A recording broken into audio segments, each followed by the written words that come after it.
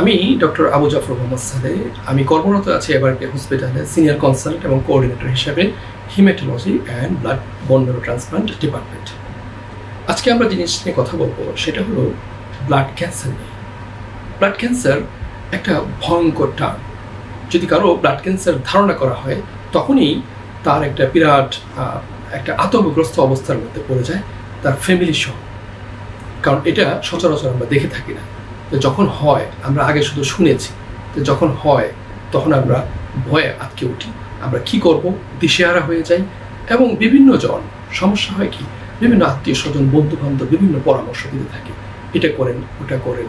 Actually blood cancer অন্যান্য রোগের মতোই একটা রোগ। এখানে কি করা উচিত? ব্লাড ক্যান্সার তখনই এটা নিয়ে ভয় থাকবে না যখন এটা সঠিক কারণটা বা সঠিক টাইপটা জানা যায়। সব ব্লাড ক্যান্সার কিন্তু খারাপ নয়। এমন অনেক ব্লাড ক্যান্সার আছে যার সাধারণত চিকিৎসারই প্রয়োজন হয় না, অর্থাৎ অনেক দিনই অবজার্ভ করে থাকা যায়।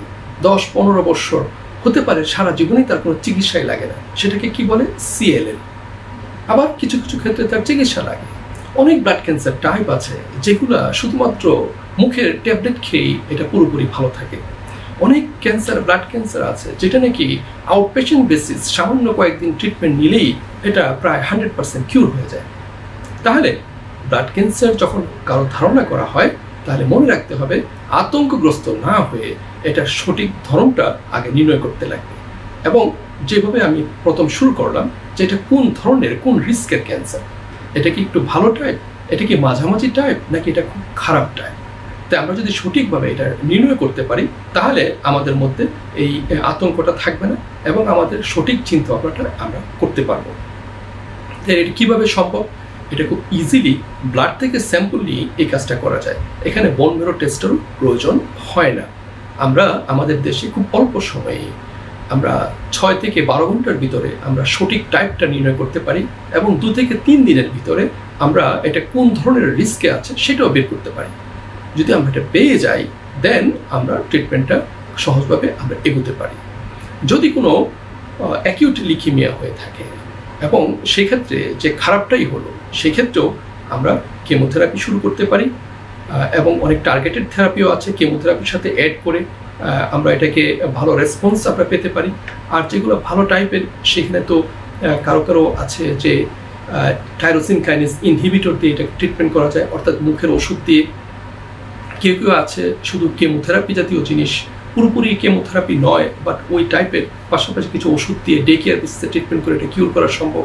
আর যাদের একান্ত খারাপ টাইপ হয়ে থাকে, তাদের আমরা কেমোথেরাপি দিয়ে এবং পরবর্তীতে বোন ম্যারো ট্রান্সপ্লান্ট করে এদের অর্ধেকের বেশি কিউর করা সম্ভব।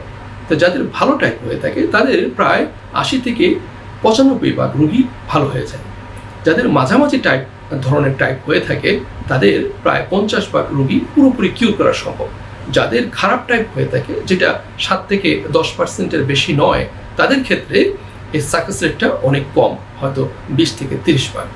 তাহলে আমরা ব্লাড ক্যান্সারকে ভয় না পেয়ে আগে আমরা সঠিক ডায়াগনোসিসে যাব এবং পরবর্তীতে এই ডায়াগনোসিসের যে রিস্ক স্ট্র্যাটিফিকেশন আসবে, সেখান থেকেই আমরা পরবর্তী চিকিৎসাটা কি হবে, আমরা কতটুকু চিকিৎসা করতে হবে এবং এটার ভবিষ্যৎ, এটার সাফল্যটা কতটুকু আসবে, সেটা আমরা নির্ণয় করতে পারবো।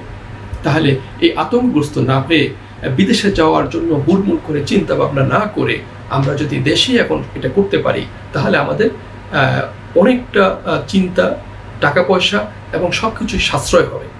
আমরা এটাকে ভয় পেয়ে আমরা যেন এমন চিন্তা না করি যে আমাদের সব কিছু বিক্রি করে দিয়ে যেটাই হোক সব কিছু স্টপ করে আমাকে এখন বাইরে যেতে হবে। আগে যেরকম কার্ডিয়াক চিকিৎসা মানুষ সব বাইরে যেত, এখন যেমন যায় না, তেমন আমি মনে করি যে ব্লাড ক্যান্সার চিকিৎসা সব জায়গায় না হইলেও এবং ঢাকায় কিছু কিছু জায়গায় এরকম আছে যে আপনাদেরকে বাইরে না গিয়ে দেশেই পরিপূর্ণ চিকিৎসা করা সম্ভব। আশা করি সবাই ভালো থাকেন। সবাইকে ধন্যবাদ।